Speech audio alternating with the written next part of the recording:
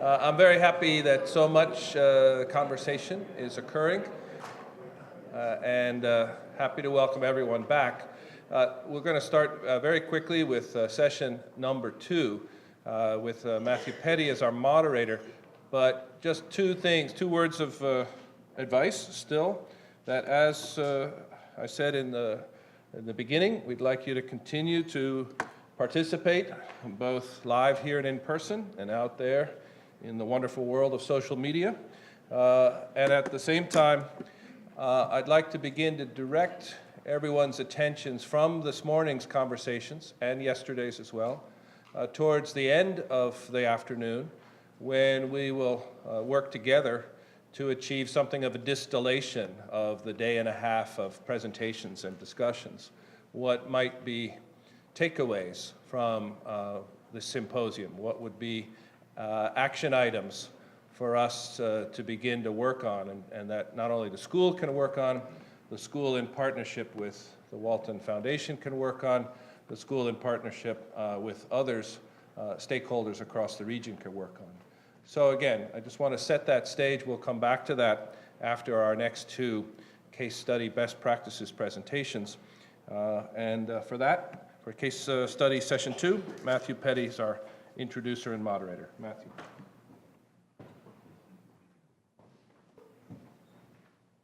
Thank you, Dean. It's my honor to introduce our next 2 speakers and panelists. First, we have Esther Yang. Esther comes to us from the Detroit Planning and Development Department. She's been working for more than 10 years at the very interesting intersection of urban design and social justice. Yesterday, she advised us that among all of the motivations and desires we have to address this issue in our small group session, that we needed to center ourselves on a people-first strategy rather than a technical-first approach. I'm very excited to learn more about that today. We also have John Anderson. John is, I'm very proud to say, one of my personal mentors in real estate development, and John's been working for more than 30 years in design and development, both as a co-founder and principal of an architecture and urban design firm, and also as the founder of a nonprofit, the Incremental Development Alliance, which teaches small parcel real estate development, particularly for redeveloping neighborhoods nationally. With that, we will first hear from Esther.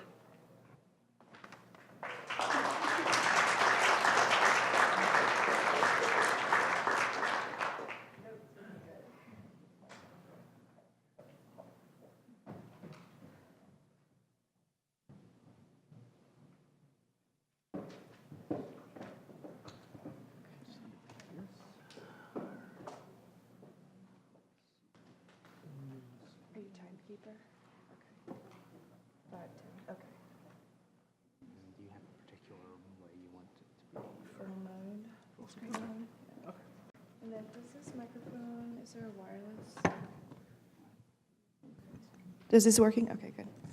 I'm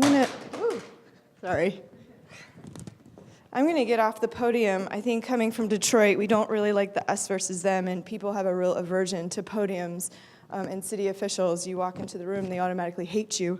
So I'm gonna try to get down on the floor with you guys and show you what's going on.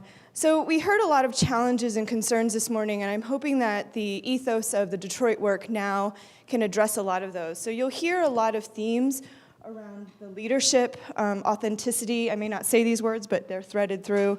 Our plan, specifically our plan for action and partnerships. So I'm gonna go through a series of those. But since it's lunch and you're all caffeinated, the main things I need you to focus on today during today's talk, and this has stopped working. I did. Sorry, I was hoping this. Sorry, here we go.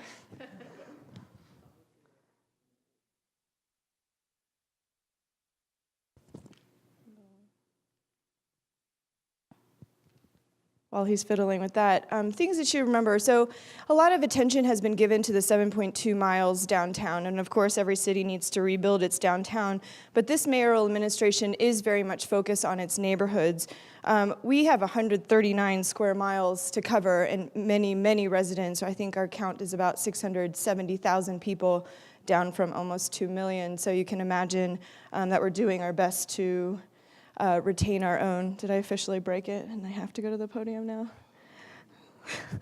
Okay, so for interest of time, so this is where we are, Detroit now, and I'm hoping that this will carry out the ethos of our work. So if you are to remember, oh right, I think I'm clicking, but I'm not. Let's see. Here. Okay, no worries. I'll try to do this. So things you should remember. So our ethos is we're trying to retain our own. We want to retain our residents. Obviously, people have stuck it out, and people are like, oh, we should really congratulate those who stuck it out. I think it's really, they had no choice but to stay. And so there's a quality of life that we are hoping to keep. And then also, in terms of retaining our own, for those of you who don't know, Maurice Cox, our director of the planning department, retained his own, and the administration has begun to hire people that have a very similar vision to carry out the work. So, thank you. Great, I get to get off the podium. So Detroit now, so things you can remember. Retaining our own, so keeping our residents in Detroit and letting them know that we are here for them and to build projects for them. I had the honor of teaching here about 14 years ago, and I taught a class called Home, House, Housing, and I think home is at the center of everything that we do, because home is what you resonate with. Home makes you go back to that city. House are the objects in which we create as designers, but housing is the business of all that. And I think when I talk about people first, we need to resonate what makes home home. And so that ethos runs through everything. And in terms of retaining our own, Maurice Cox has hired an entire planning department full of architects, landscape architects, urban planners, and urban designers. So it looks very different from other cities. So when you hire people and staff who know what the vision is, we're going to make that vision happen. And we're under a mayoral mandate to do that. And then we're going to do that through a unified strategy. And I'm going to talk a little bit about the micro and macro strategies. So if we're going to work in a city, we need to work in areas of strength, where these yellow bubbles are the areas that we're going to be working on, because that is where our residents are and where there are strong assets that we need to continue building. Not that we're going to ignore the rest of Detroit, but we have to start somewhere first. It's 139 square miles, and it's incredibly scary. Not from a safety standpoint, just it's daunting in its scope. And then obviously working together. At 139 square miles, and we have a planning department full of 30 people, designers at the moment, we have to divide ourselves because every region of Detroit needs a point person. And again, people first. It's not like someone calls into a central line. They actually know who they're calling. So there's Team East, Team Central, and Team West. And so the entire administration is now focused and divided in this way. So you have a point person. So it's not just the planning department. Our Detroit Economic Growth Corporation is also divided by these regions. We have a complete mayoral department called the Department of Neighborhoods. If you were to subset this into 7 council districts, each council district has a community liaison, so another point person that's in the field making sure that these residents' concerns and challenges are being addressed. And we're under the mayoral mandate to make it happen. So if you were to retain anything from my talk, it's retaining our own, unifying our strategy and our leadership, and working together, because there's no other way we're going to do it, and making it happen. And we've got another 4 years to do it. So I now have a job as a mayoral appointee. We just got reelected, so here we go for another 4 years. So I'm going to go through a series of sections talking about people, projects, partnerships, and pilots. So we're going to talk about people now, and this is a thing that threads through almost all of our work. We need to keep people here, and our other mandate other than making it happen, is to build trust. Like I mentioned, when we walk into a room, they automatically hate you because you're from the city. And so what does building trust in a city that has large disinvestments do to win the trust of its residents? And that's just simply meeting them where they are. So you're going to see a lot about community engagement and the more hands-on approach. It is a startup city right now, it feels like, and we want to make things happen, and we want to make them happen strategically and intentionally. So I'm going to just go through an array of projects, more like a pecha kucha than a lecture, but just going through the most vulnerable to maybe the most income able, particularly around the theme of retaining our own. So, we have a very large homeless population. We have teams that are working on the ground to make sure there's a cloud of wraparound services to get them off. We have a large population of homeless veterans. There's also programs focused on that, very targeted. We've placed over 1,000 people, veterans, into permanent housing. So how do we take care of our own from that, not just the new construction or attracting new people? We're also preserving homes. So outside of typical affordable housing through subsidies, there's these naturally occurring low-income rents that people are paying. So as we begin to rehab these buildings, what do you do with the residents that already have low rents? It's not under a federal program, but they just have low rents. So developers are investing their own money to relocate them while the project is being developed, paying all of their moving costs, rehab the structure, and then putting them back in and finding the subsidy to be able to keep them back in at their legacy rent. So it is not about displacement. It's about keeping our people there, because as we're winning trust, we have to retain our own. And if any message goes out when we in public, it is about keeping our own. It is not the rhetoric of we only want to grow and we're building Detroit for other people, but this is a Detroit for them who stayed and stuck it out. Also, when you go to a planning meeting, first of all, they're not quite ready to plan with you because we haven't fulfilled the basic needs. So we have a lot of homeowners, and so we're trying to cast and start a housing resource fair. So if you want to stay in your homes and your homes are aging, what are the resources available to you for rehab? If you're in danger of foreclosure, what are the resources available to you to make sure that you know that we're trying to give you access to those programs?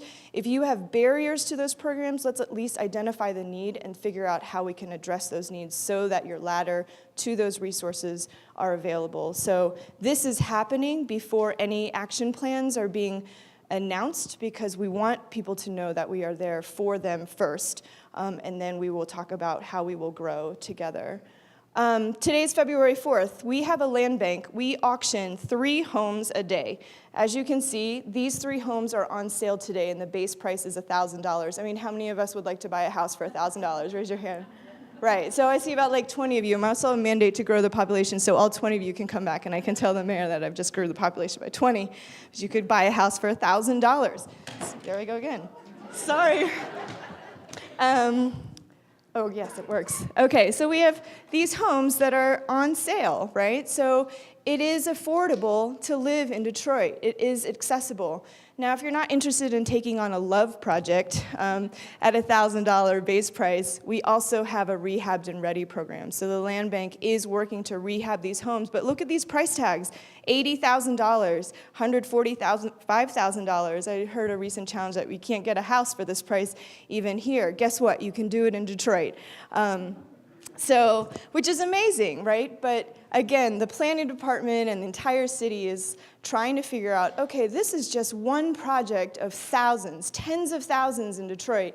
How do you make a neighborhood and a city revolve around houses that people may not want to live in this neighborhood, right? So it's not about the object of the house itself. It's about the environment and the fabric that you put around them that's going to attract people to the city and or keep our residents here. If anything, I would love those who fled to the suburbs to come back.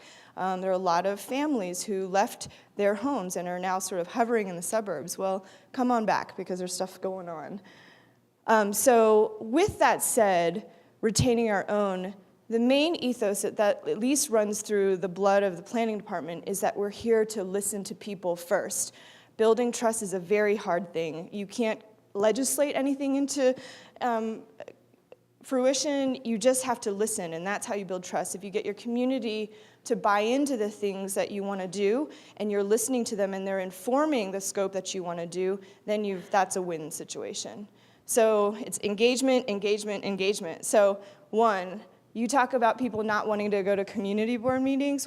No one likes meetings. I don't like meetings. Like, it's just too formal, right? There needs to be more of that dialogue. And Detroit is very much a grassroots group. They want to talk to you face to face, one-on-one, and that's just the hand-holding that we're in to build that trust, and we're going to be in that state for quite some time until we can get these projects off. So you see here, there's a series of meetings, formal listening sessions, but then on the right-hand side are things that I do on weekends, and I know that our staff is committed to. We cannot plan Detroit from our desks, and I cannot do it from City Hall. You have to drive down each of these streets. People will fault me on my red Ford Focus up and down and be like, "Miss, are you lost?" I'm like, "No, I'm just trying to ingrain, what I see." So I will spend weekends in a car with 3 hours with Miss Toya to understand her neighborhood through her block.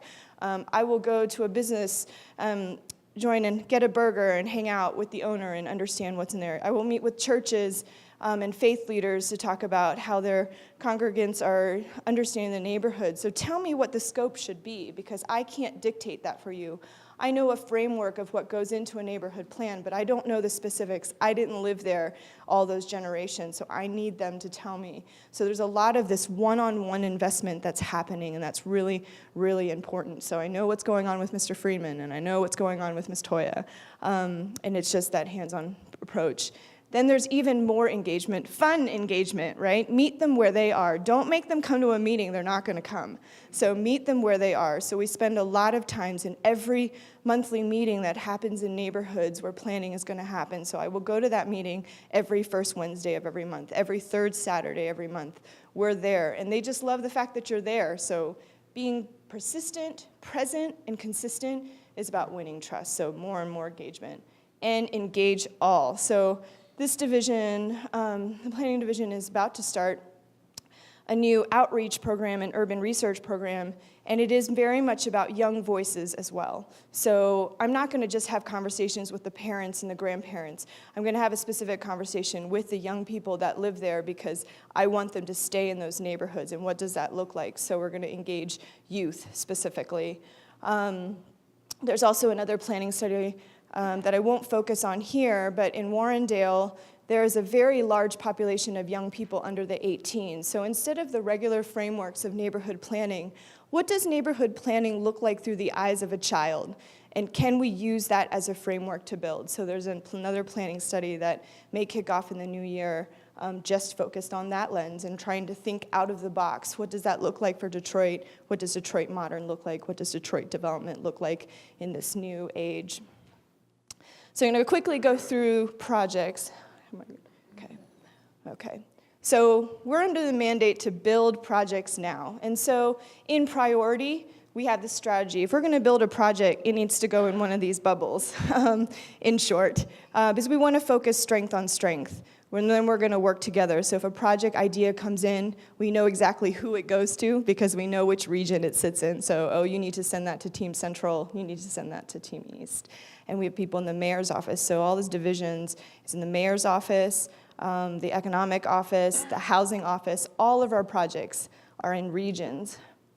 So rehabs only. We have tons of homes. So we're not really focused on new construction, single family. We've got a lot of that. So we're focused on rehabs, and that's the mantra. But next would be adaptive reuse, right? Like, we have to work with the legacy assets that we have. So we have a ton of schools. There are no children in them, but they're empty. But what do we do with these schools? What does the new life look like for them? And so this one's being turned into housing, a series of landscape initiatives. And then there's this, we're really impatient. We want to get in really fast. So there's this idea of tactical preservation. Can we show people tangible results? And can I occupy this space and let them see what's coming? So this was like the party before the ribbon cutting. So just to kind of, because people fear things they can't experience and touch. So if you can get them in there and see what that vision is, then they can experience it, and then they can have buy-in to what you're doing. Yes, there is new construction happening, especially at the mixed-use multifamily development. Where is that missing middle for us? And so while we talk about affordability, one of our main challenges that I mentioned at a table yesterday is even the mandates for affordable housing of the 20% set aside at X AMI, usually at 80%, That's not affordable for our average Detroiter. So what does that look like? So while our housing team is working on that, on the flip side, I can say, okay, well, where's the equity line? Can I work with the marketing and the leasing strategy to make sure that at least the offerings of these units are given to the residents that live in that area? Give them the option first, communicate what's going on, what are the new opportunities, and give them the opportunity to maybe apply first before the announcement goes out to the world, right? So how do you focus on your neighborhoods first? And then we get to planning when they're ready to do that. And we talk about frameworks. So all of our neighborhood planning efforts don't look at one aspect or another. They look at all of them at the same time. Community engagement being the first and foremost thread, looking at our streetscapes, housing and development, greenways, open space, zoning. Everything gets looked at comprehensively, not as a component. So it's comprehensive and usually takes on an entire neighborhood. So we're not going to spread the wealth across 139 square miles. We're going to put them in these nodes. But again, first things first, I have to mow the lots, fix the sidewalks, demolish the houses, the dead trees, light the streets, clean the alleys, and stop dumping. That's the first thing the city has been doing the last 4 years. When we do this, then they're ready to talk about planning, and you'll hear a mouthful until we do. So that's what we did. So we're going to do that first, and then on top of that, this is a 1/4 square mile. I'm not going to just rehab 3 homes. I'm going to rehab them all, 50, 60 at the same time. One master developer to rehab every single one. And if there's a vacant lot, there's a vacant strategy for it too. Every single lot, every single home addressed in this plan. And so Detroit's not interested in creating these plans to be put on a shelf. We're under a mandate to make things happen, so we're creating action plans that we can fund and get off the ground in 18 to 24 months. And so it's a very concentrated area. Even though the framework may take up to 2 square miles and you have near-term, short-term, or long-term priorities, the things that we announce are very much about the near-term actions. And then there's the interagency collaboration. So it's not just the planning department. I lean so heavily on my other agencies to do the work. So here, so this area, this is a neighborhood, Island View, Greater Villages, that we've been planning the last year on the east side.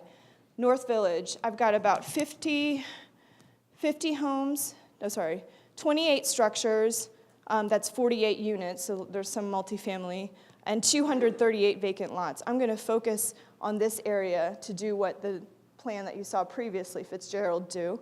And then I'm going to do an RFP on this land. I'm going to create a playfield and give this place a destination. Butzel has been historically a great park in this area for a very long time. I'm going to focus on mixed-use development right around this area.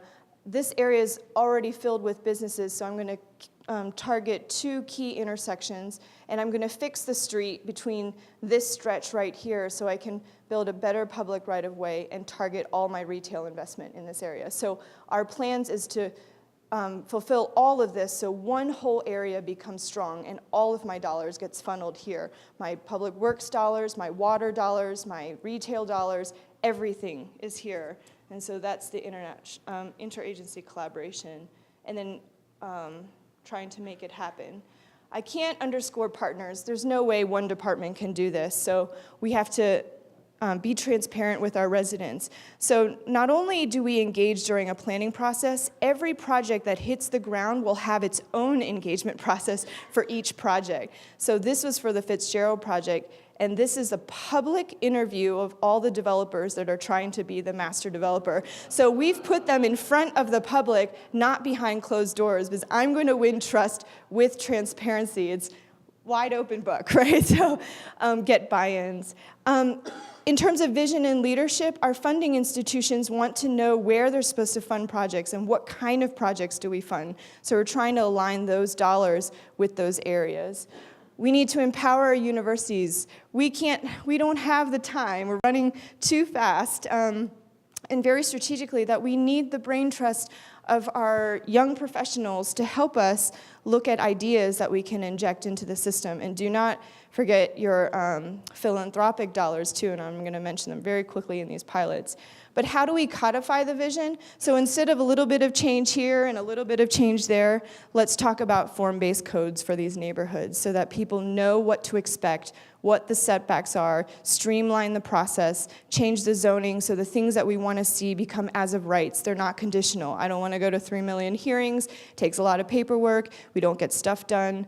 Let's explore this, and you can always look it up. Brush Park is our first development in Detroit that's trying to pass a form-based code. And the mayor loves it. He's like, great, let's do them in all the neighborhoods. So we're trying to figure out what that's going on. And then also the people first mentality, again, knowing your philanthropic lenders and their willingness and generosity to help you think through these things. So when we're in the implementation phase, which we are very much so now, how do we get into the community? We can't design it from City Hall, so can we bring our planning department and our design folks and our interagencies to the neighborhood? So where is home base?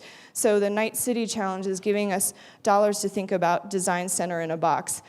Establish a home base where they know and the community knows where you're going to be and they can ask questions. How do you put this together as an architectural assignment? How can I disassemble a space in an office, pack it up into a truck, and go to the next location when I've moved my neighborhood plan in a year, right? So let's try to figure that out. And will these pilots work? I don't know. All of Detroit is a pilot at the moment, right? But I think it's a very educated pilot, a very strategic pilot that leverages all the dollars coming in to strengthen those very nodes, to build the trust of the residents first and foremost, that we are actually doing this for them, and we're going to continue engaging them. So just because an 8-month process or a 12-month planning process has ended doesn't mean I'm going to disappear, because you're going to get so sick of me after all the projects, because I'm going to have an engagement process about the park design. I'm going to have an engagement process to confirm the streetscape scope. I'm going to have an engagement process for everything known to man, so we don't disappear. And I think that is what's trying to win the people's trust in Detroit, and that's our game right now. It's not always the projects, it's about winning people's trust, and that's the only way that we're going to get things happening, because there's a lot of skepticism, and then, of course, there are all these eyes that are watching Detroit, too. So that's kind of where the ethos is in terms of Detroit now, and we're at a to be determined. So I'm hoping that maybe in 18 to 24 months we'll have more specific case studies, but at least you can understand the strategies and ethos that thread through our work. And Marlon reminded me of the sign that faces me every day. It was Detroit, we need a good pep rally every morning to go to work. And I have a little sign on a piece of wood that says this.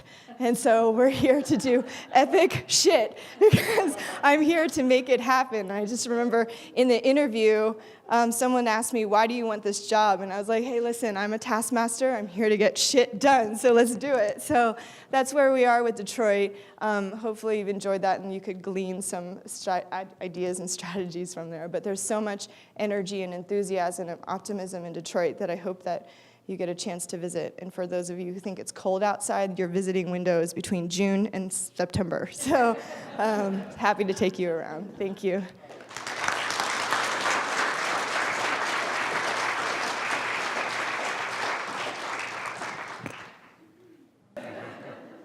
While we're getting this teed up, I want to give a shout out to Steve Leone from the Design Center, who I came to understand is pretty much individually responsible for being invited. And I found this kind of disappointing, because I'd always thought very well of Steve, and he seemed to be a person of sound judgment and good character. Things change. So we got the remote.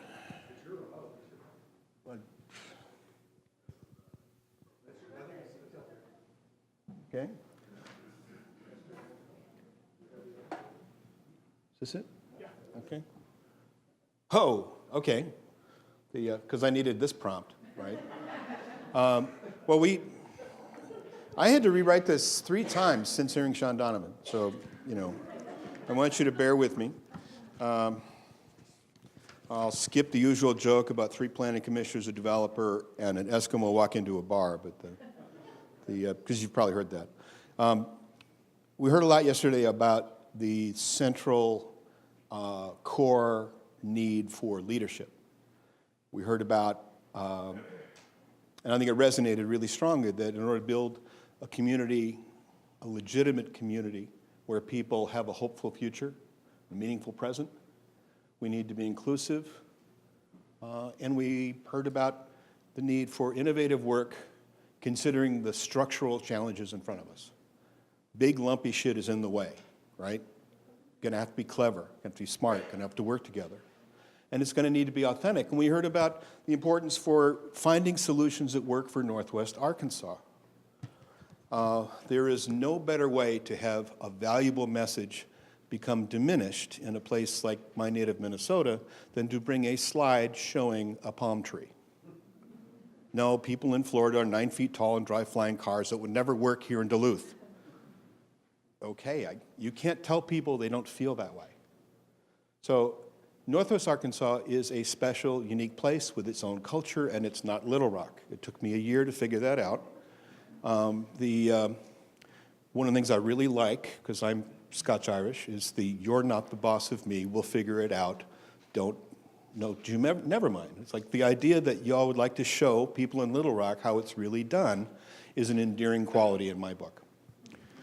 So you can blame Steve for the fact that I'm here to talk about leadership at the neighborhood scale, and very specifically leadership for people of low character. I'm right here, okay? Speaking of low character, it's like to tell you a story, tell how I got here.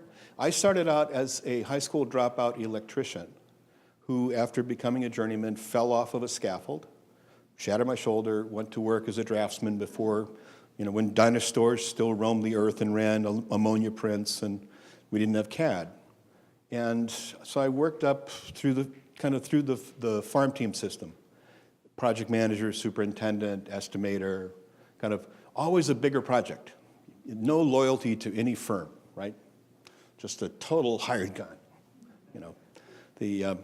just a little cocky. And always a bigger project than the next one and the next one. And finally, a recruiter called me and I had a chance to join as a project manager, 6 other project managers for 4 million square feet of exquisite retail at the intersection of 2 freeways by an airport in Minneapolis, the Mall of America, right? So it's like, once you do this, your career is made, and you could do large, unnecessary bullshit projects for the rest of your days, right? So I learned how to do large, unnecessary bullshit projects with a high level of efficiency and no litigation, okay? And upon completion of this and getting my severance package, I immediately started doing infill townhouses in my neighborhood in St. Paul, because there are some things that do not become better when they get bigger. And since then, I've been working in urban infill and greenfield, new urbanist projects and the like. And I've straddled this thing between, I'm very interested in the power of design, and I'm very grounded in the idea that things have to meet a budget, otherwise I can't feed my kids.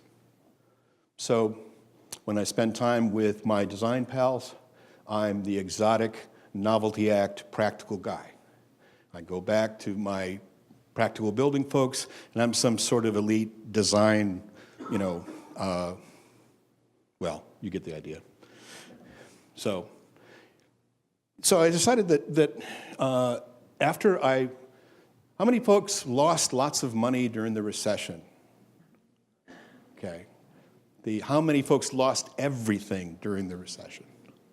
I mean, my reputation, my goodwill, my standing in the community, the trust of people that I'd been working with for 12, everything, right? So I was able to reinvent myself, and we decided instead of very large projects, we would like to work on very small projects out of sheer, raw necessity. And the idea is that also I came to the stark realization, in the words of the modern philosopher Clint Eastwood, a man should know his limitations. And I am not smart enough to reform public agencies. I worked for a DOT, was not a good fit, surprising, I know. And I'm not smart enough to reform large-scale real estate development operations. Because even when they sincerely profess that they want to do things that are finer grain and fit into the community and everything else, real estate development is full of chaos and entropy and missed expectations and broken dreams. It's like that's your daily diet. And at some point, you're going to have to reach into your most reliable set of tools and fix a pressing problem with huge consequences. And most large real estate developers, when they encounter that problem in the fine-grained urbanism redevelopment plan that you've crafted, they will reach for a large-scale development solution. And we should put the parking in front where God intended it, next to the transformer. And you can't tell them they don't feel that way, and you can't tell them that it's not really the appropriate scale human solution. No. It's like, we've done this before, John. Step the fuck out of the way. We're gonna fix this really hard now. It's a culture. It's not a technical issue. And development at a fine grain is more like gardening than it is like manufacturing. And if you think your sorry-ass little garden in the backyard is going to manufacture aluminum frame bicycles, you'll be really disappointed. And vice versa, you're not going to grow lettuce in a factory. So we started that we would set up an organization with the bold goal of creating 1,000 new small developers and the communities that would support them. This is entirely born out of peak frustration and the most noble of motivations, an intense desire for revenge on my part. Okay? Those large developers, I'm coming for them, and they're never going to see it. And I'm bringing these people with me. Okay? So who would those people be? So what we're doing at Incremental Development Alliance is we're training folks, we're coaching them, we're connecting them into a network and an ecosystem that gives them a fighting chance. We are looking for people that care intensely about their neighborhood, their town, their city, and have authority issues. Because these will be people that will go 76 and a 70. And you'll write them, as public officials, you will let them off with a warning. 96 and a 70, yeah, you write them up. But these are the folks that are going to have to make some changes. They're going to have to break some shit. You need them to be able to do that. And it's a different system from large-scale development. Okay, so this is the classic illustration of the full spectrum of possible developers that might come to your community, right? I mean, you recognize Darth Vader, right? Developer from Central Casting. Mahatma Gandhi, right? So when someone uses the word, it refers to the developer. Dramatic pause for effect. The developer is coming to the community meeting. Come on. Everyone expects someone from this end of the spectrum, right? Darth Vader or one of his heavy-breathing minions. Nobody in their right mind, based on recent human experience in the actual physical universe, expects this guy. It's just, it would be a flight of fantasy. And we could all pretend that if developers were more like Gandhi, our life would be better. I have always been of the opinion that if my teenage children would just change faster, my life would be better. I'm also not a fan of gravity or entropy or bank penalties. But so this is the spectrum, right? So the idea is for the small developer, ingrained, camped out, committed, not going anywhere in your community.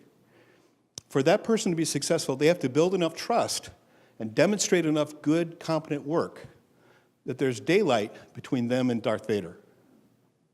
So what you're looking for are people that have the strength of character to become a noticeably less shitty version of Darth Vader. Again, leadership for people of low character. So when we say incremental development, what are we talking about? That's anything from the pop-up tent selling the tamales that you and your abuela made to the little rehab one-story building, two-story, maybe three, probably no elevator, often rehabbed, right? These are often the missing teeth, the awkward checkerboarding of needless surface parking lots in a once proud city, right? That shit's everywhere, right?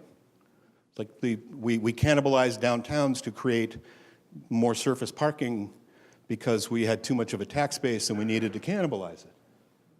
So we're looking at this modest scale of building. Right?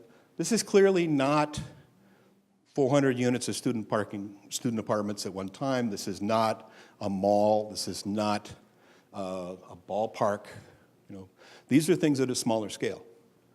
Now, is someone going to come from outside your community to build this in your town? What may happen is people that don't like how things are working in Fayetteville may do it in Springdale, but no one is coming from New Jersey to deliver the fine-grained, sensitive singer-songwriter developer process you're looking for. It's just not going to happen. No one is coming. Everybody, no one is coming, okay? There's usually an expletive in that, but this is an educated group. So what's the difference between creating a job and building wealth? This is a structural thing, okay? I mean, there's passable coffee being generated in the Dunkin' Donuts. And through the amazing innovation of frying dough and applying sugar, they have created an entire business, right?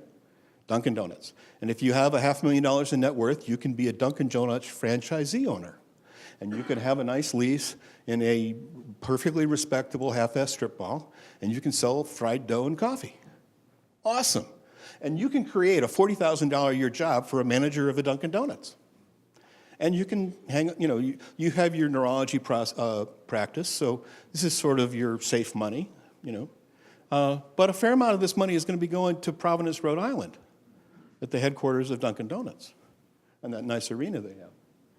So now this, the little sorry-ass donut shop, one story, little pitched roof behind that cheesy sign in the front, not a franchise, okay? It was an SBA loan, 10% down. The couple that ran that donut shop sold their house when they got the SBA loan, moved into 700 square feet in the back of the store, and ran the donut shop. And now they've leased 2 other donut shops. They lease out the 700 feet in the back, and they've bought a house again. But they've built wealth, right? And arguably, this fried dough with sugar on it is every bit as good as this, but much better for the community. So the ability to build wealth in that small of an increment, 16 feet wide, is it really worth doing that? It's like, how about economies of scale and the power of large things? We should do that, So the musical question, how come we're not getting the real estate projects we want? Clearly, it must be because other people are doing shit wrong. Because if you had the opportunity to be a developer, you would do it right. How many folks are developers? Okay. How many folks would become a developer if they could just get around to it? How many people know someone in town that really ought to be a developer if you could talk them into it? Okay, here we go. So as a small developer or as a developer in general, these are the things that are out there every day. What is the scale of what you're going to build? How complicated is it, and big or small? What's your real capacity to deliver it, right? And are you walking away from one opportunity to pay attention to something? Are you stepping over a dollar to pick up a dime? You got to make those decisions all the time. And authenticity, yeah, I'd love to be authentic, but I would also like to have a national credit tenant in my strip mall. So while we're waiting around for you to figure out how to roast coffee, I'm going to get Starbucks because I'm going to get my deal done because I need to feed my kids and buy my son the G.I. Joe with a Kung Fu grip for Christmas. It's a really obscure Trading Places reference if you didn't get that. The grim reality, though, is that we have an entire structure and a culture of building that is pretty thick and deep. And if you try to swim upstream or run counter to it, there are a lot of antibodies that will swarm your effort. You lose, right? And the grim reality is also no one is coming to fix this for you. You're going to be living with it. You're going to have to figure out another way. So in terms of the scale of projects, there's the small, cute, incremental project that everyone loves when it's done right, and there's the large master plan community, an assembly of some compromises that weren't too awful compared to the thing that happened out in the county, right? Big and small. And in terms of finance, there's corporate and institutional finance, secondary markets, all kinds of efficiency about how to move capital into real estate. And then there's entrepreneurial, bootstrapped, friends and family, private loans, hard money, the like. So within these quadrants, this is where the industry's been for years, decades. Big projects that have access to institutional capital and debt. Okay?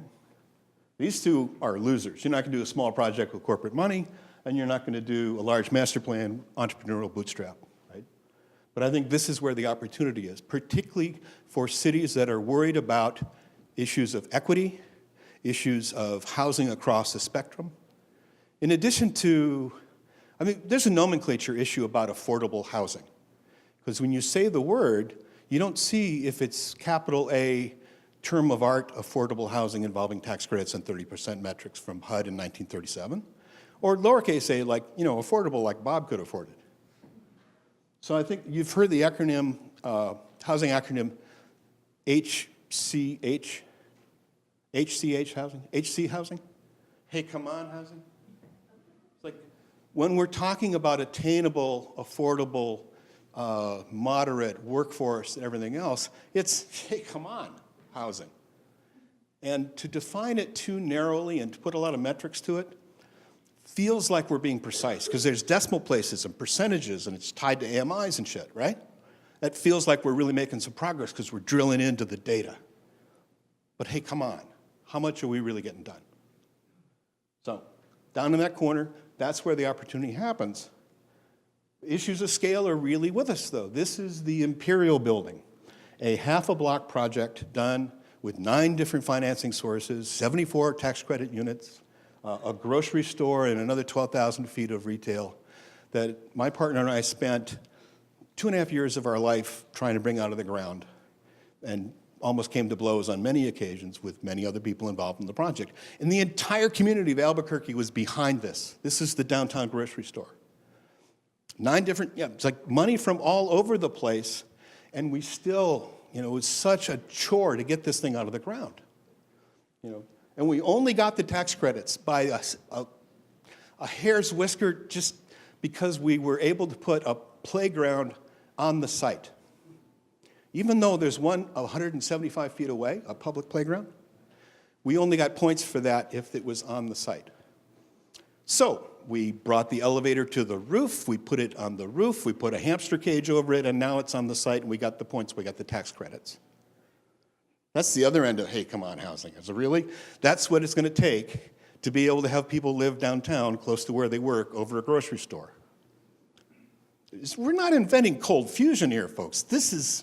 But this is big, and this took a long time. It was profoundly unsatisfying, and it has completely cured me of working at anything at this scale again. Because I'm not, I might be smart enough, but I do not have the temperament necessary to be polite to people for 2.5 years to build this stuff. Not a big stretch.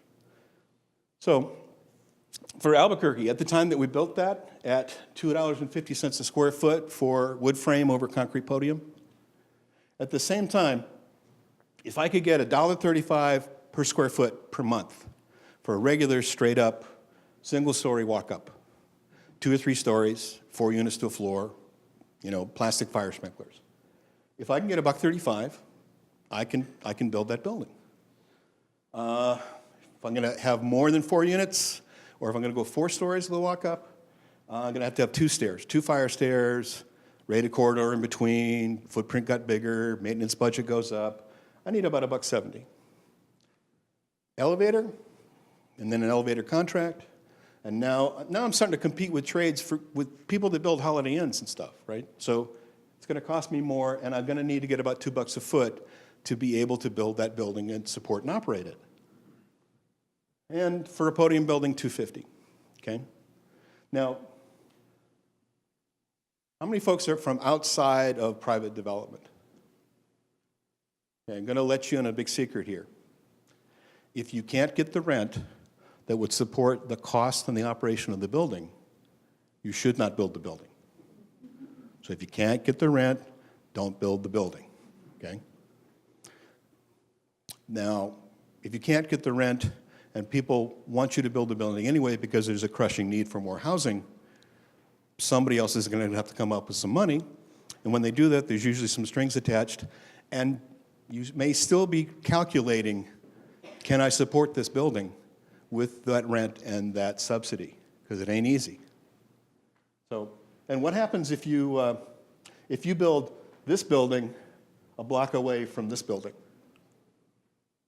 You know, maybe you don't get $250 because you don't have an elevator and underground parking, but you probably get $2.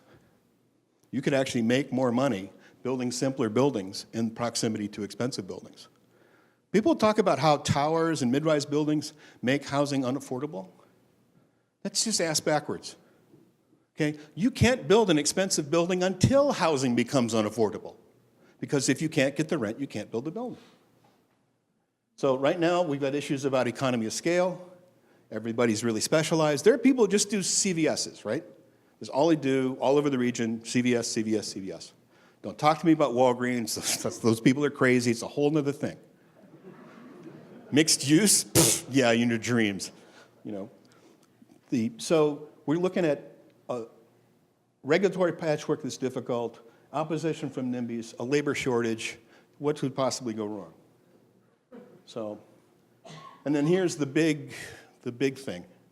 We've been building single-family homes, you know, literally like they're going out of style, because they are. You know, so 63% of the housing stock that's out there as of 2005 was a single-family house.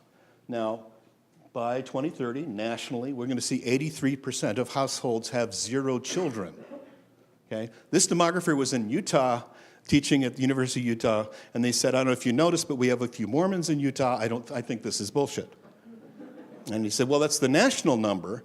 Let me run the numbers for the Salt Lake area. And he came back and he says, you're right. It's not 83%.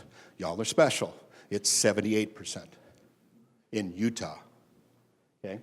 And if we actually looked at the demand that is coming in terms of tenure and unit type, we should turn all the resources of the home building industry to building 75% rental properties between now and 2030. And that's not happening. Every place, even where rents have softened, every place around the country is lagging behind the demand for rental housing. Everywhere. So y'all are special, but you're not that special. Oh, also, Reshaping Metropolitan America. Fair warning, this is a red pill book. You know, the Matrix thing, red pill, blue pill. It's like you read this book, you will lose sleep. Because it will tell you the things that any demographer knows.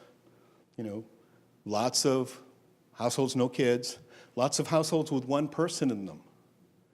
The people that need housing are different sorts of people than the ones we've seen in recent years. The world's changing in front of us. The folks that need housing between now and 2030, most of those folks have been born and counted, and you can figure it out.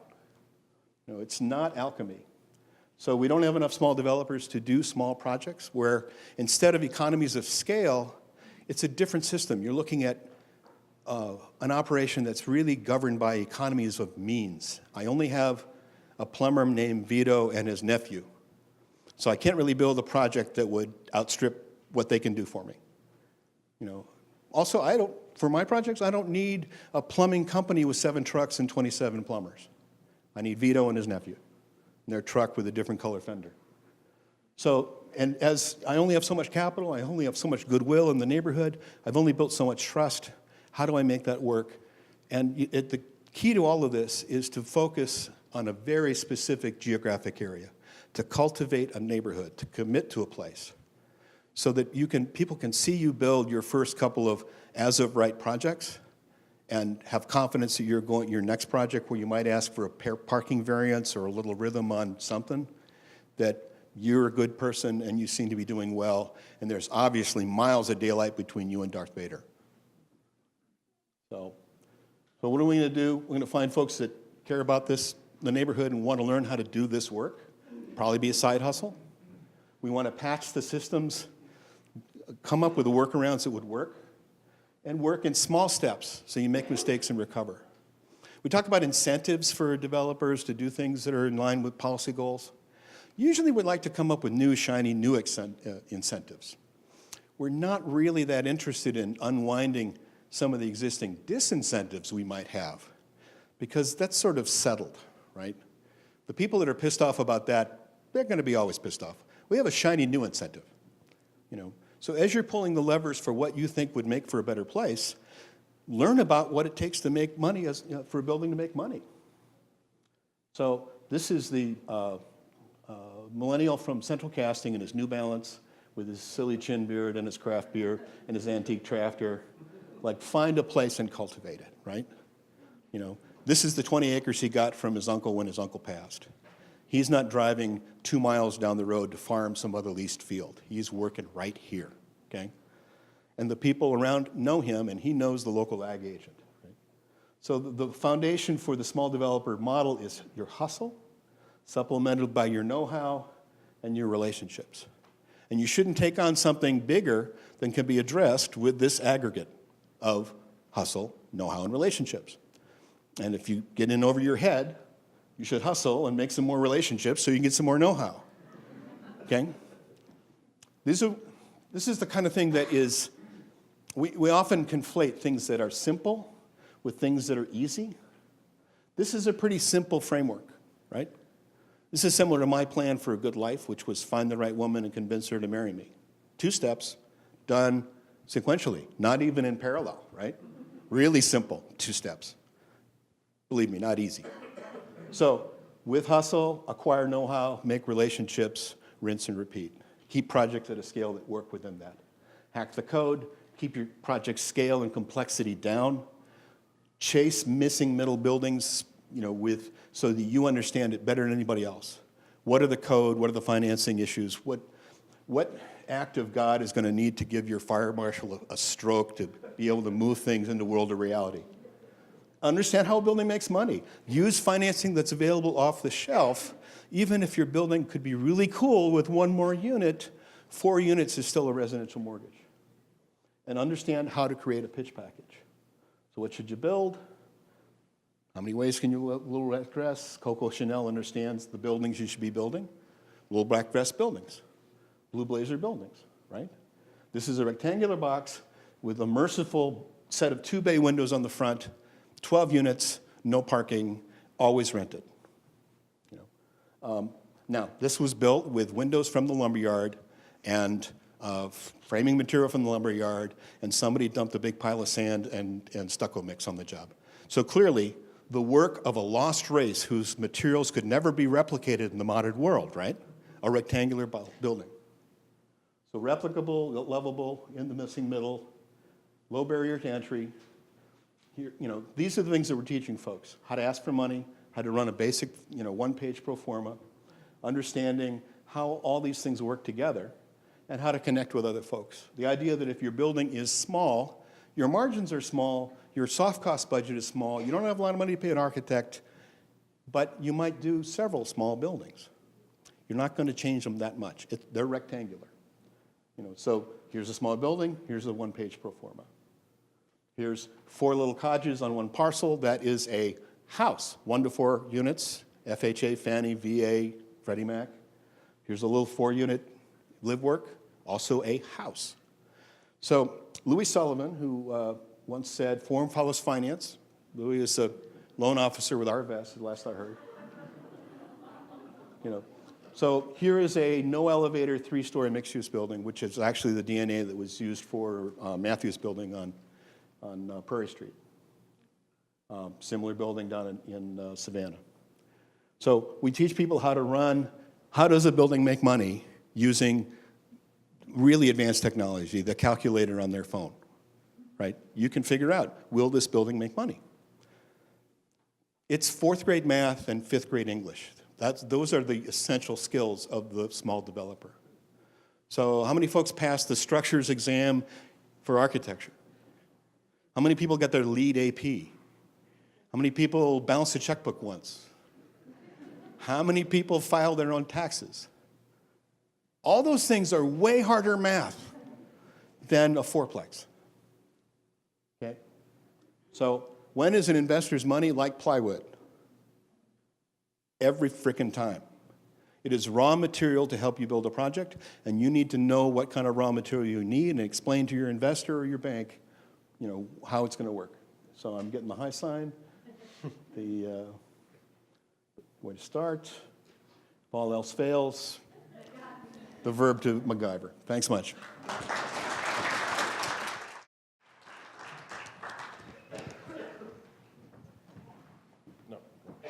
We will kick off our panel with our remaining time. I'd like to invite a few more people to the stage. Allie Quinlan,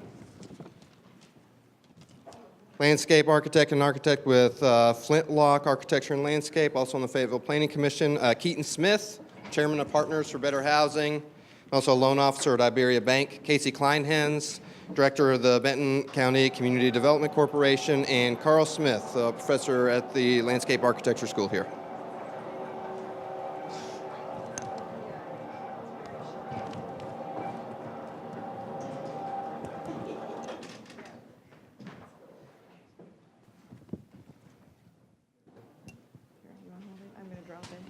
So where were you the night of October 14th? I'd like to start us off with a question, and whoever feels most like taking it or anybody who wants to answer would be fine. As an elected official, I know that I get a lot of demands on my time from different citizens and from developers as well, and I know that's true, especially true for planners who are who are working the line, so to speak, and clerking the projects. It's rational for most officials, or at least they think it is, to entertain meetings for large-scale projects just because of the opportunity costs that are placed on their time, even though they may know that an assemblage of smaller projects built by locals and smaller actors and people in the neighborhood might actually have a larger effect in the aggregate. So what's your best advice to the leaders in the room or how they might convince their leaders to embrace smaller projects and more neighborhood-oriented planning? Know the math. Know the math for the project. If you understand what it's likely going to cost to build and what it's likely going to rent for or sell for, and you can understand how much overhead goes along with that, that's really basic. And if you leave that in sort of a black box that the developer could represent one way or the other when they say, well, that the requirement for more stormwater will make my project untenable. I can't do it. You need to give me some relief. You, as an elected official, you need to be able to say, well, compared to what? So, well, I'm already doing this parking requirement thing and creating a lot of impervious surface for your stormwater. If you make me handle it all on site, I got real problems. So to be able to talk about the project in the terms that the developer thinks about it is real communication, as opposed to, let's have the meeting, let's see what sort of pound of flesh I might be able to exact from the developer that I can carry back to my constituents, a scalp or something. So I think that being able to be conversant in the basic math of development will enhance communication. You might still disagree, but at least it'll be an informed conversation.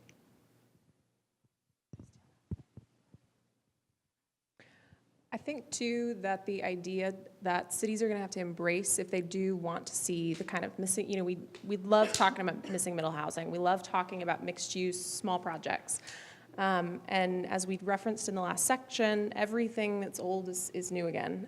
We did briefly forget, every civilization on all of the continents has been building cities in exactly the same way, more or less.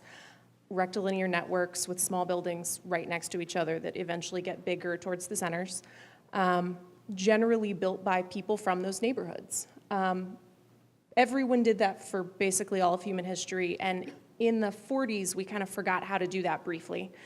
But the small developer movement is not this newfangled great technology of fission that we've just come up with. This is returning to how cities were built before. And so I think if your city, and if you were a public official and you really are committed to wanting to see your city built in smaller pieces, then encouraging those small developers to aggregate can actually be a really efficient way to do that. Encourage your small developers to come and meet with you regularly.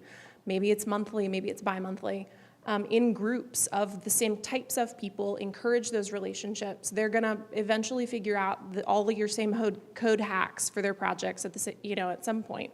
So help them along in that process, and then help manage that too. Figure out what are the problems in the code. Are you all running up against the same issues? How can we address that? Did somebody find a really great financer that loves this kind of building and gets a 2 or 3 loan? Let's introduce all of you to that. So there's some efficiency that can also be gained in that, but I do think it takes commitment.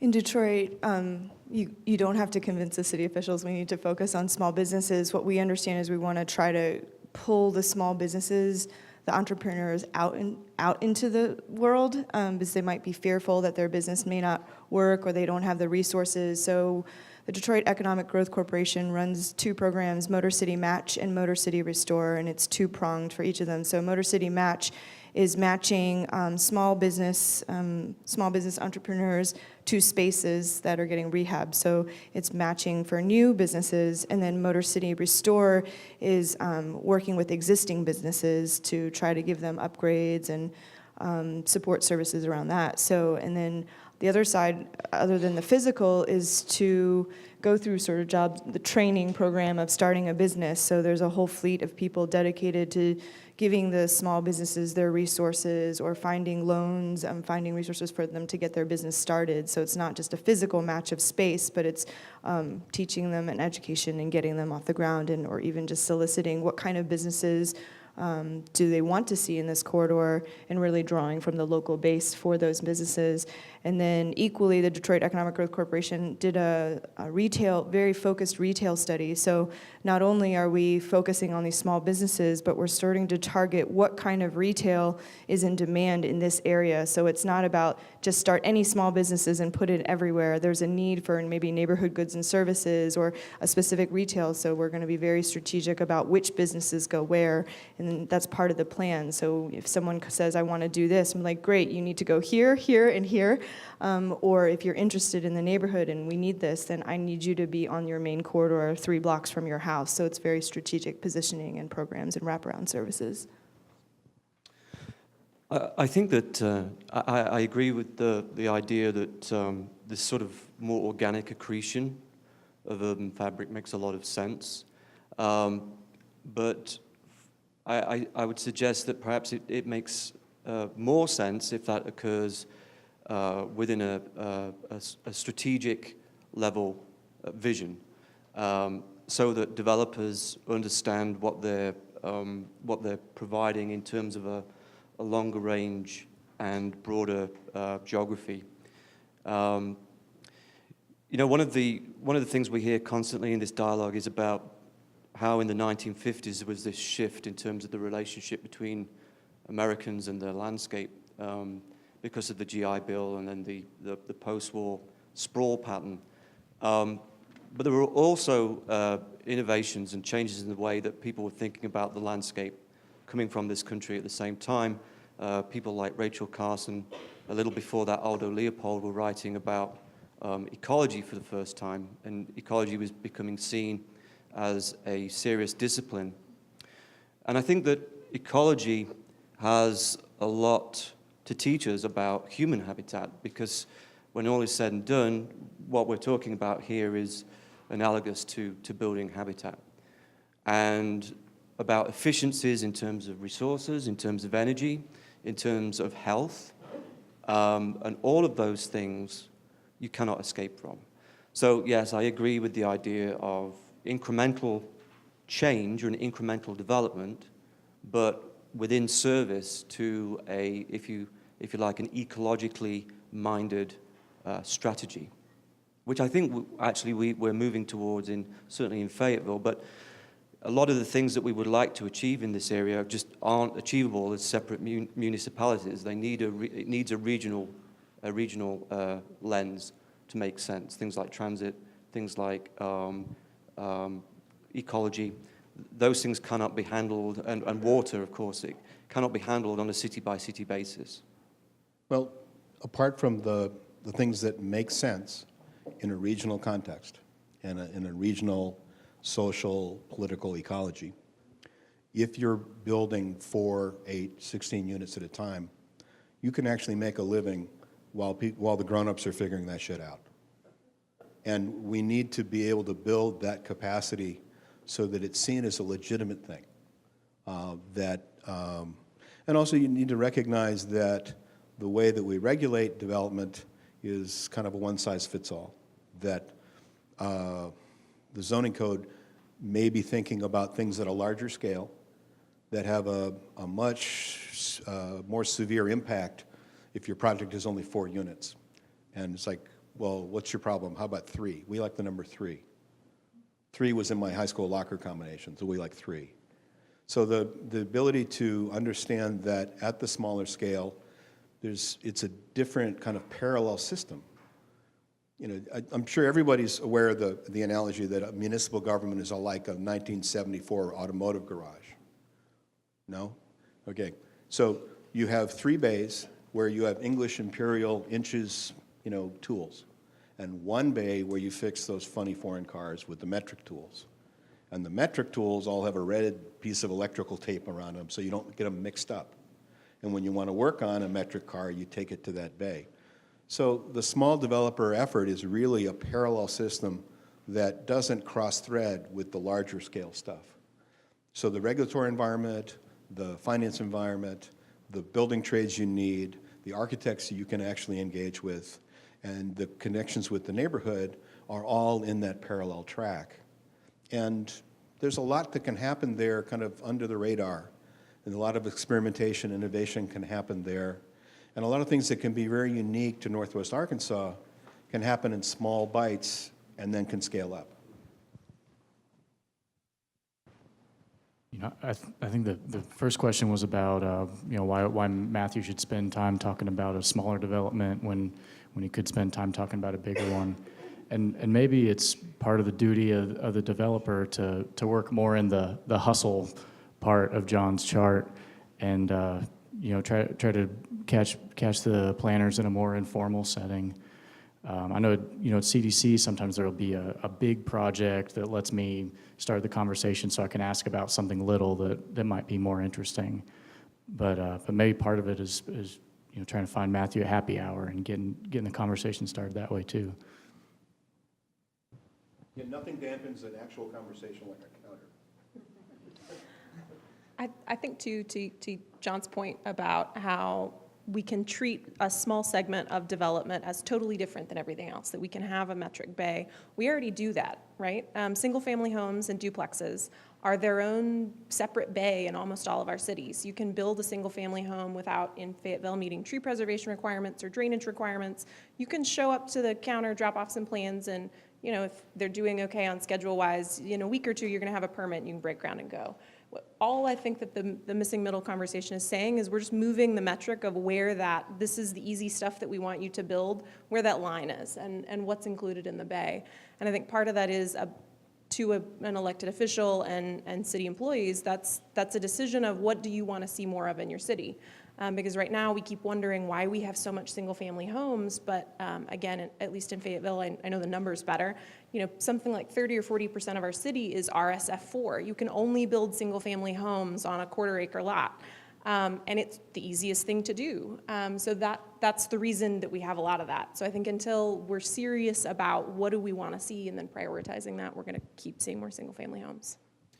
So do we need a 3rd bay for missing middle housing, or do we need to expand the size of the residential bay to include larger but still small scale buildings? I'm sorry. I've seen a really interesting approach in a couple of communities called the dwelling unit equivalency. And this is a marvelous little text amendment that goes in the definition section of your zoning code that says that if median house price in the town of East Open-Switch is 2,800 square feet, then 3 800 square foot dwellings equals 1 unit, or 4 600, or and you get the idea. Now, because parking is often driven by unit count or impact fees by unit count, so if you want to build something small, you pay more per square foot than you would for a big house. So we've seen, because the unit metric is used throughout the regulation, being able to say, okay, all units are not equal. If you're building 800 square foot units, it's a pro rata reduction in what you're paying in fees or how your density might be calculated. So it's, that's a fairly small move, but if you're not careful about how you implement it, it could get you killed politically as easy as a big move. So you need to be sensitive to where your community is going, and do they have the information and the level of transparency necessary to trust you to move some paragraphs around in the definitions. Okay, let's do an audience question. We have a little bit less than 20 minutes left. I want to make sure to have time for audience. Anybody? Raise your hand, and I'll bring you the microphone. Yeah, Z, why don't you shout it out, and I'll repeat it. Someone mentioned here, I can't remember who, about focusing on, you asked about focusing on priority areas within the city. Jeff spoke on Wednesday as well about focusing on the inner core and working outwards. I'm wondering how, good that you're up here, but how do you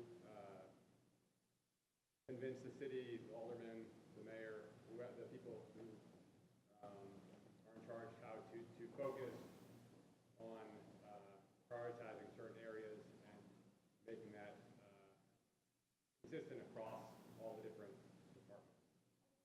So is your question, how do you get the city to be comfortable with picking neighborhoods to invest in and making sure that all departments are aligned? Yeah. Okay. I'd say look where you're going to get the best return on your investment. Like your school district, I understand this is a sales tax state and not so much a property tax state, but the schools still need the property tax money. And you only have so much geographic, boundaries inside of every municipality that you need to get paid for to provide services. So downtowns are typically going to pay more than pay their way. The neighborhoods adjacent to downtowns typically pay their way. And the further out you get, the more thinly you spread civilization, the more subsidy you need to take care of all that infrastructure and deliver services. Now, politically, it's a little hard because people are of the mistaken impression that the new shiny stuff at the edge of town must be subsidizing that scruffy old stuff in South Fayetteville or down by the tracks in Springdale or something. But in reality, if you look at the assessor's logs, you'll find it's the opposite. It seems a little odd.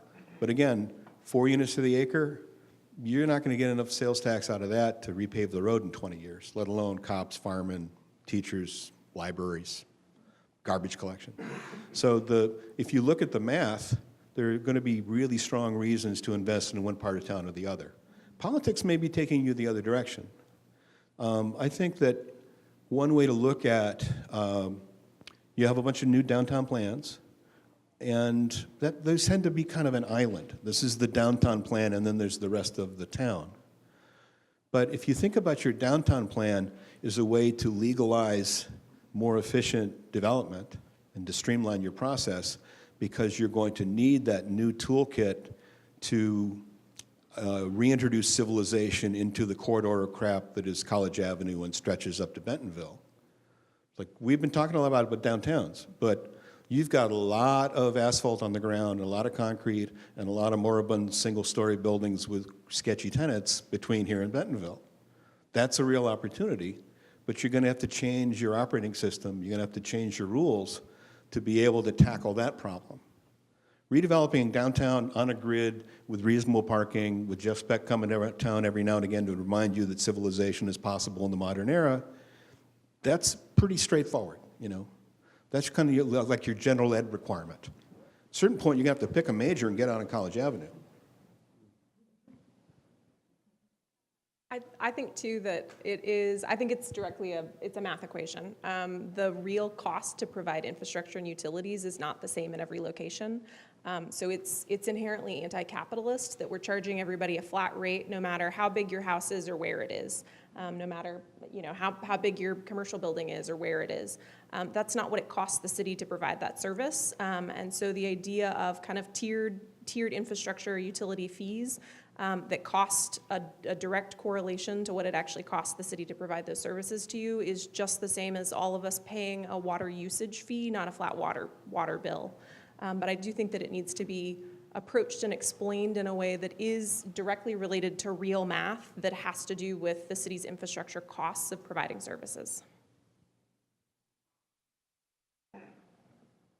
I think bottom line with our mayor is we have so little capital, and what's the interventions we can put in that has the highest impact, and where are the people in Detroit? So we want to retain our own, so we naturally gravitated to neighborhoods that are already strong, and the lift would be not as high with the limited resources that we do have, so that if we can demonstrate and perform as those nodes get stronger, basically those yellow bubbles were very strong nodes, and then as they grow, we can fill in between. But that's really where we need to go. And it's very difficult when residents, well, when are you coming to our neighborhood, right? We say, we're coming, but, first things first. So.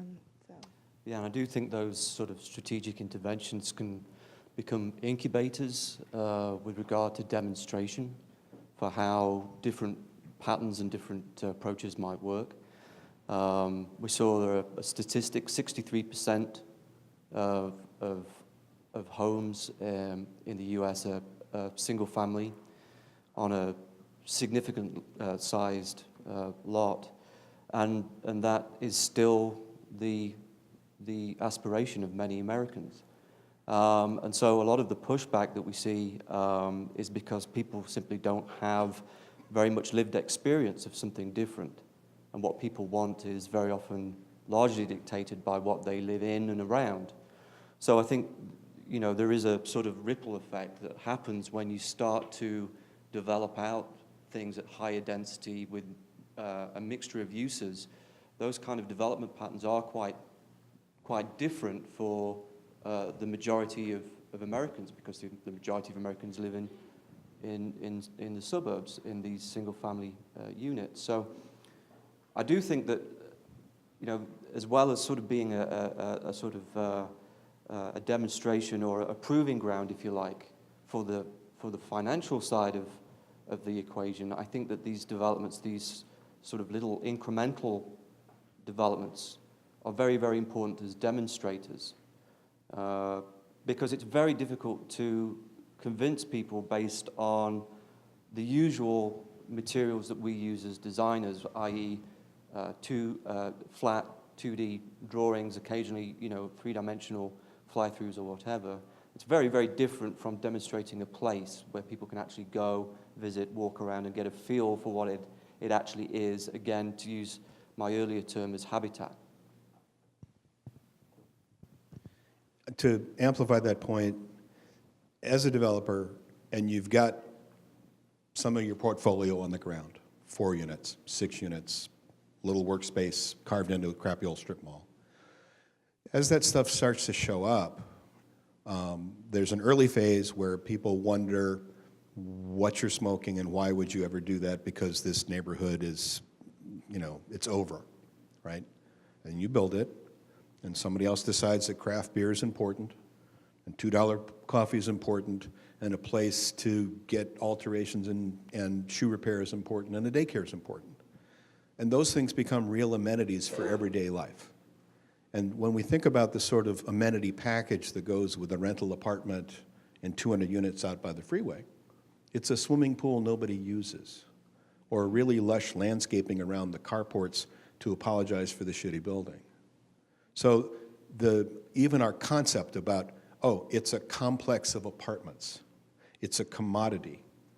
It's not a commodity at a finer grain connected to food and drink and daycare and transportation and all these other things.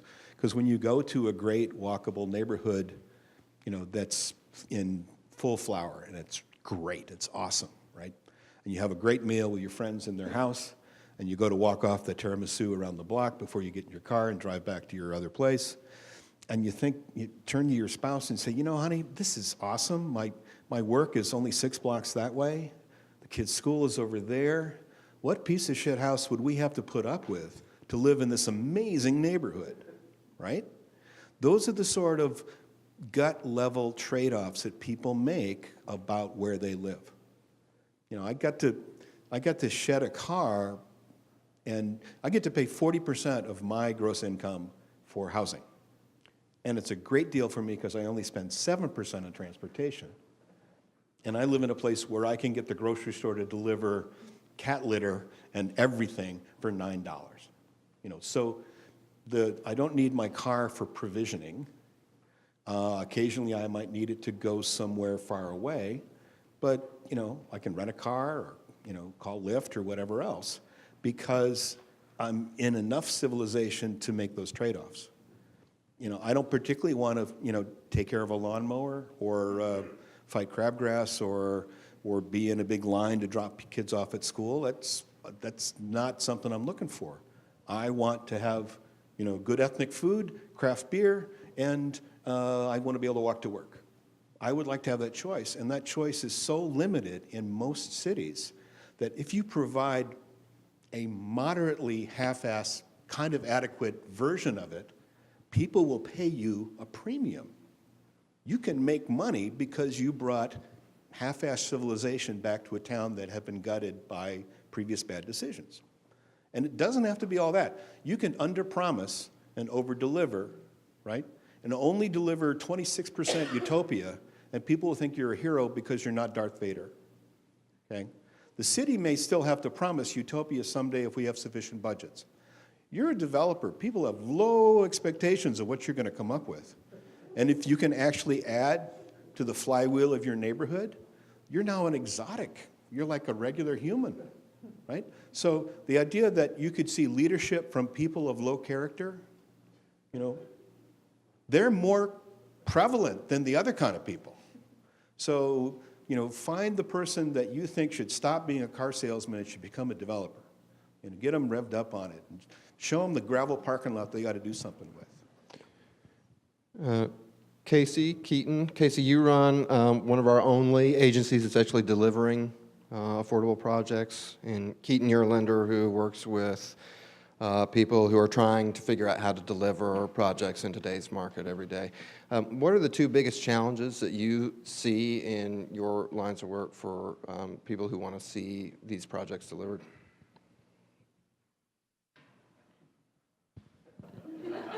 I actually have a question from Esther's presentation. One of the tools Detroit was using was affordable or homeowner rehab and reconstruction projects, and that is an affordable housing tool, but it's something that hasn't come up in any other discussion this weekend. And knowing our goals in Northwest Arkansas, is it a tool that we need to develop? I did bring the housing department with me, so all I know is that there's a... Oh, sorry. Oh, I was like, what? I thought Deacon full and blinded. I think because we're so rehab focused that as many dollars that we get in the city is focused very much on rehab. So we're going to provide subsidy and support any way we can to get those houses back online. So if rehab is a huge issue here, then yes. For Detroit, it's a no-brainer because we have so many homes, and that's why I get irritated when the tiny homes movement comes to Detroit, because everyone's like, I want a tiny home and I want it off the grid. I'm like, I've got like tens of thousands of those. Like, I don't need you to go build a new one. So yeah, I mean, 800 square foot house. right, and that's the completely net zero. I think. I can put you in touch with our housing department that can talk about the tools that are set in place, but I do know that, for us, it's like the return on investment. If we invest in that and we get those homes occupied by homeowners, we get it fixed up, we not only stabilize the neighborhood in partnership with landscape architects, because it's a land stewardship, and then it's land that we don't have to maintain. Our maintenance cost for all those empty lots and homes and demo is very high, so it makes sense for us to invest in one tool to rehab the single largest stock that we have so that we can spend less money operating and maintaining it because it's empty. So for us, it's a no-brainer. So I can put you in touch with people who write the tools for that. Yeah. Two things I would say. I think we're fairly fortunate here that we're pretty much a community banking market. So we don't have those kind of institutional expectations for super large projects. I think we've got a large number of community banks that are pretty open to the finer grain stuff. But what's often the most challenging piece for a lender looking at a small project, especially maybe if it's someone's first or second project, they're a new developer just getting started, they don't have that track record and that experience, and some degree of credit enhancement would be a big value add in helping them get their first or second project off the ground. Lots of young folks that are, or anyone that's doing something that's entrepreneurial and bootstrapped, they may not have a lot of liquidity, and that's something that a bank's always going to want to see, because we bankers always like to think about the worst case scenario. Get in a fight with the contractor. We finish, Keaton, then we got 1 more minute, so I'm going to ask a final question. Sure. That's an example of a credit enhancement of a guarantor fund, some sort of insurance product that would be available for locally targeted investments in targeted areas with good grids with attainable rents. So final question, and I'll address this to you, Esther. Your presentation was so eye-opening. It's clear that the planning agency you work for is perhaps the most committed agency to listening to its people, certainly that I've seen. So I want to ask you a question from a devil's advocate position. How can you ensure, or can you even ensure, that the feedback you're getting from such a people-first strategy is leading to decisions that are that have a high quality, as high as you might get if you were relying on experts? Well, I think our planning teams, we have a combination of experts, and you would argue that our residents are local experts because they live it day in and day out. Although I think, when we set out, and especially in the new set of neighborhood plans, the first set that you saw come out of Detroit, there's 4 of them, it was sort of like, not carte blanche, but it was like, let's look at everything, right? And you took in all the things, and it may not be the priority projects that you want, but you start to use sort of education and discussion to say, okay, well, what are the trade-offs? If I do the projects that you want over here, I'm only going to impact this many people.